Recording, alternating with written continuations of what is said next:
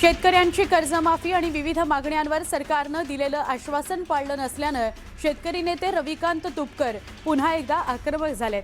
मुंबईमध्ये रविकांत तुपकर आपल्या कार्यकर्त्यांसह मंत्र्यांचे बंगले आणि वाहनं ताब्यात घेऊन प्रतिकात्मक लिलाव करणार असल्याची घोषणा रविकांत तुपकर यांनी केली होती। त्यानंतर रविकांत तुपकर यांना हे आंदोलन करू नये अन्यथा कठोर कारवाई केली जाईल अशी नोटीस पोलिसांकडून बजावण्यात आली आहे। मुंबईतील आंदोलनाकरता निघालेल्या क्रांतिकारी शेतकरी संघटनेचे प्रदेशाध्यक्ष राजीव कसबे शेकडो शेतकऱ्यांसह पोलिसांना चकवा देत मुंबईच्या दिशेने रवाना झाले। लातूर जिल्ह्यातील टोल नाक्यावर पोलिसांनी ताफा अडवल्यावर आंदोलक आणि पोलिसांमध्ये शाब्दिक चकमक झडली। सांगलीच्या आपटा पोलीस चौकीजवळ महापालिकेच्या कंत्राटदाराच्या चुकीमुळे रस्त्यावर पडलेल्या खाडीच्या ढिगाऱ्यावरून रिक्षाचा अपघात झाला। या अपघातात रिक्षाचं नुकसान झालं। यामध्ये चालकासहित 2 जण जखमी झालेत। या रोडवर स्ट्रीट लाईट्स बंद असल्यानं आणि फुटपाथच्या कामाची खडी सरळ रस्त्यावर ढीग मारून ठेवली असल्यामुळे हा अपघात झाल्याचं सांगण्यात येत आहे।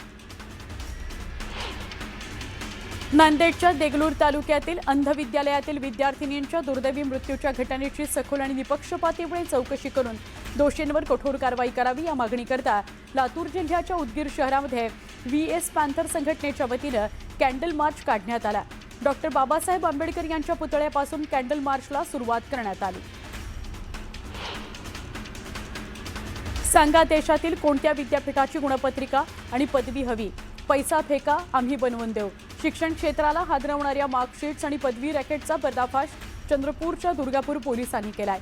या प्रकरणी वैभव सोनुले नामक एक आरोपी अटकेत असून रॅकेटचा मुख्य सूत्रधार मात्र फरार आहे। मुख्य सूत्रधार मूळ चंद्रपूरचा असून सध्या राज्याच्या विविध भागांमध्ये वास्तव्याला असल्याची प्राथमिक माहिती पुढे आलेली आहे। बीडच्या श्री क्षेत्र गोरक्षनाथ टेकडी इथं सद्गुरू किसन बाबा महाराज यांच्या 28व्या पुण्यस्मरणानिमित्त भव्य अखंड हरिनाम सप्ताह सुरू आहे। 5व्या दिवशी महाराष्ट्रातील ख्यातनाम कीर्तनकार हभप विशाल महाराज खोले मुक्ताईनगर यांचं सुश्राव्य कीर्तन पार पडलं। पिंगळा आणि फुगडी या संतांच्या अभंग गायनावेळी हजारो श्रोते टाळमृदुंगाच्या जयघोषात मंत्रमुग्ध झाले होते। महाप्रसाद म्हणून भाविकांना मिळणारं अन्नही शुद्ध आणि सुरक्षित असलं पाहिजे अशी भूमिका अन्न आणि औषध प्रशासनाने घेतली आहे। त्यामुळे यंदा गणेशोत्सवातील महाप्रसादाला सुद्धा नियमांचं बंधन असणार आहे। अन्न परवाना नसेल तर तिथंही कारवाई केली जाणार आहे। गोरेगाव मुलुंड लिंक रोड प्रकल्पाचं काम महत्त्वाच्या टप्प्यावर पोहोचलंय। तुळशी या टनेल बोरिंग मशीनद्वारे प्रकल्पाचे 9 मीटर लांबीचे खोदकाम पूर्ण झालेलं आहे। दुसऱ्या मशीनचं खोदकाम ऑक्टोबर नंतर सुरू होणार आहे। या प्रकल्पामुळे 90 मिनिटांचा प्रवास 20 मिनिटांमध्ये करणं शक्य होणार आहे।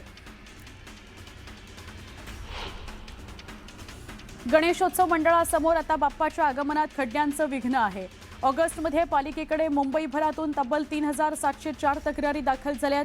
पालिकेने खड्ड्यांच्या तक्रारीकरता सुरू केलेल्या पॉटहोल क्विक फिक्स ॲप, माय BMC, इंस्टाग्राम मार्ग हेल्पलाईन आणि 1916 हेल्पलाईनवर या तक्रारी प्राप्त झालेल्या आहेत। चाकण परिसरातील विविध समस्यांवर उपमुख्यमंत्री सुनेत्रा पवार यांनी जिल्हाधिकाऱ्यांसोबत बैठक घेतली।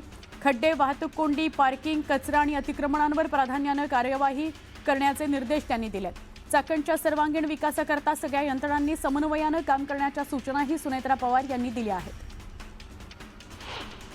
मुंबईतील आंदोलनाच्या परवानगीवरून मनोज जरांगे आक्रमक झाले। सरकारने दादागिरी करू नये, आम्ही मुंबईला येणारच असा इशारा जरांगेंनी दिलाय। आमचे प्रश्न सोडवा अन्यथा आंदोलन तीव्र करू असा इशाराही त्यांनी दिला आहे। हिंगोलीत ओबीसी समाजाच्या बैठकीमध्ये लक्ष्मण हाके यांनी मनोज जरांगे यांच्यावर जोरदार टीका केली। जरांगेंचं आंदोलन वाळू आणि रेतीवाल्यांचं असल्याचा दावा हाकेंनी केला। लेकरांच्या शिक्षणाकरता आणि नोकऱ्यांकरता आंदोलन असतं तर भूमिका वेगळी असती असंही ते म्हणाले। हिंगोलीमध्ये ओबीसी एल्गार मोर्चाच्या पार्श्वभूमीवर लक्ष्मण हाके यांनी आमदार प्रसाद लाड यांच्यावर टीका केली आहे। लाडांच्या कंपनीनं ओबीसी SC/STंचा रोजगार पळवल्याचा आरोप हाकेंनी केलाय।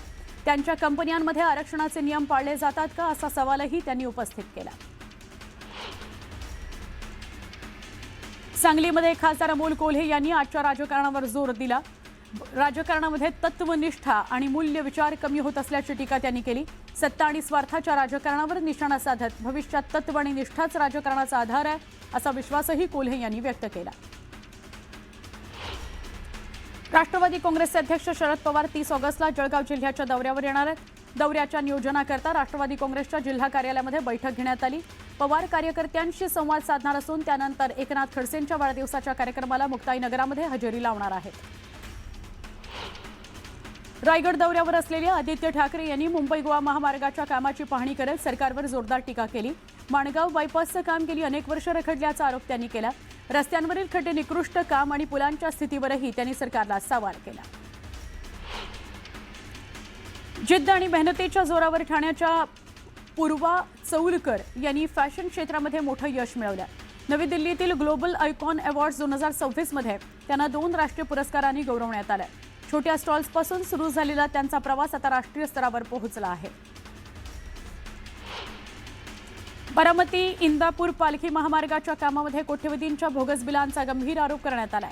अपूर्ण काम कागदोपत्री पूर्ण दाखवून तब्बल 52 कोटी रुपयांचा अपहार केल्याचा दावा सबकंत्राटदार आणि त्यांच्या वकिलांनी केला आहे। या आरोपांची चौकशी करण्याची मागणी करण्यात आलेली आहे। साखरेचे दर, आरटीओतील कथित भ्रष्टाचार आणि तेल विक्री बंदीच्या मुद्द्यावरून अंबादास दानवेंनी सरकारवर जोरदार टीका केली। मराठवाड्यामध्ये पावसाअभावी पिकांची परिस्थिती गंभीर असून वेळेत पाऊस न झाल्यास कोरड्या दुष्काळाची स्थिती निर्माण होऊ शकते, त्यामुळे दुष्काळ जाहीर करण्याची मागणी दानवेंनी केली। आजही गारुडी समाजाला पेंढारी म्हणून हाक मारली जात असल्याची व्यथा समाज बांधवांनी व्यक्त केली आहे। कचरा वेचणे, भीक मागणे यावर अनेक कुटुंबांचा उदरनिर्वाह सुरू आहे। रोजगार, शिक्षण आणि शासकीय योजनांचा लाभ मिळावा याकरता समाजाने शासनाकडे मदतीची आर्त हाक दिली आहे। पैगंबर जयंतीनिमित्त पंढरपुरामध्ये काढण्यात आलेल्या मिरवणुकीनंतर मनसे आणि मुस्लिम बांधवांनी एकत्रितपणे शहराची स्वच्छता केली। मनसे नेते दिलीप धोत्रे यांच्या पुढाकारातून हा उपक्रम राबवण्यात आलेला आहे। यावेळी मुस्लिम बांधवांना मिठाई आणि खाऊचंही वाटप करण्यात आलं। मुंबईतील घटनेनंतर नवी मुंबई महापालिका सतर्क झालेली आहे। गणेशोत्सव आणि विसर्जनाच्या पार्श्वभूमीवर विविध विभागांची संयुक्त बैठक घेण्यात आली। रस्ते, मिरवणूक आणि विसर्जन व्यवस्थेचा आढावा घेण्यात आला। तसंच जन्माष्टमीपासून 10% पाणी कपात रद्द होणार आहे। दीर्घ आजारामुळे मुंबईत उपचार घेत असलेले माजी मंत्री विजयकुमार गावित नंदुरबारमध्ये परतले। जिल्ह्यात दाखल होताच त्यांनी जनसंपर्क अभियानाला सुरुवात केली। शनी मंडळ इथं पूजा करून विविध विकास कामांचं उद्घाटन करण्यात आलं। गावितांच्या पुनरागमनामुळे कार्यकर्त्यांमध्ये उत्साह बघायला मिळतोय। कोल्हापुरामध्ये बेकायदेशीर गर्भपात करणाऱ्या संघटित टोळीवर पोलिसांनी मकोका अंतर्गत कारवाई केली। राज्यातील गर्भपात प्रकरणातील ही पहिलीच मकोका कारवाई असल्याचं सांगितलं जात आहे। 6 महिन्यांमध्ये 11 कारवायांमध्ये तेच आरोपी वारंवार निष्पन्न झाल्यानंतर पोलिसांनी हा प्रस्ताव दिला होता। एमपीएससीच्या औषध निरीक्षक पदाच्या पेपरफुटी प्रकरणात मुंबई गुन्हे शाखेनं मोठी कारवाई केलेली आहे। 3 अधिकाऱ्यांसह 6 जणांना अटक करण्यात आली आहे। एमपीएससीचे अपर सचिव अभिजित लेंडवे, 2 सहाय्यक कक्ष अधिकारी तसंच परीक्षार्थी, तिचे वडील आणि कथित सूत्रधाराचा आरोपींमध्ये समावेश आहे।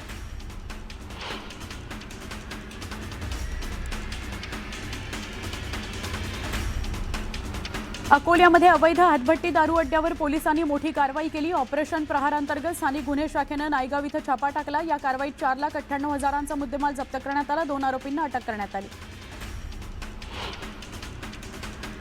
अन्न आणि औषध प्रशासन आयुक्त तुकाराम मुंडे यांनी अन्न सुरक्षेबाबत मोठी माहिती दिली आहे। 31 जुलैपर्यंत 3,100हून अधिक आस्थापनांची तपासणी करण्यात आलेली आहे। यामध्ये 165 आस्थापनांचे परवाने निलंबित करण्यात आले तर 750हून अधिक आस्थापनांना सुधारणा नोटीस देण्यात आलेली आहे। सणासुदीच्या काळात एफडीएची विशेष तयारी असणार आहे असंही त्यांनी स्पष्ट केलेलं आहे।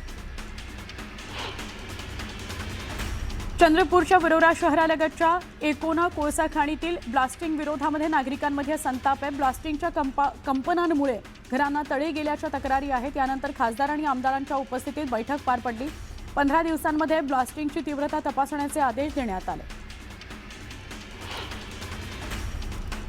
अंजनगावच्या प्राणी प्रश्नाला अखेर मोठा दिलासा मिळाला. युगेंद्र पवार यांच्या पाठपुराव्यानंतर जनाई शिरसाई योजनेतून वायसे वस्ती पाझर तलावामध्ये पाणी सोडण्यात आलं. युगेंद्र पवारांनी तलावाची पाहणी केली, परिस्थितीचा आढावा घेतला. गडचिरोली जिल्ह्याच्या निर्मितीमध्ये 44 वर्ष आज पूर्ण होत आहेत. खनिज संपत्तीनं समृद्ध असलेल्या या जिल्ह्यामध्ये औद्योगिक विकासाच्या आशा वाढलेल्या आहेत. रस्ते, पूल, वीज आणि आरोग्य सुविधांचा प्रश्न अजूनही कायम आहे. कांदिवली पश्चिमेतील गणेशनगर परिसरामध्ये मुस्लिम महिलेविरोधात गुन्हा दाखल झाल्यानंतर मनसे आक्रमक झाली. महिलेवर चुकीचा गुन्हा दाखल केल्याचा आरोप मनसेकडून करण्यात आलाय. महिलेला न्याय न मिळाल्यास मुस्लिम बांधवांसोबत पोलीस ठाण्यामध्ये धरणं आंदोलन करण्याचा इशारा मनसेनं दिला आहे. नवी मुंबईतील नेरूळ रेल्वे स्थानक परिसरामध्ये रात्रीच्या वेळी नशेखोरांचा वावर वाढल्याचा आरोप आहे. काल रात्री नशेत असलेल्या व्यक्तींमध्ये जोरदार मारामारी झाली. काही जणांकडे धारदार शस्त्रही दिसून आली. प्रवाशांमध्ये भीतीचं वातावरण होतं.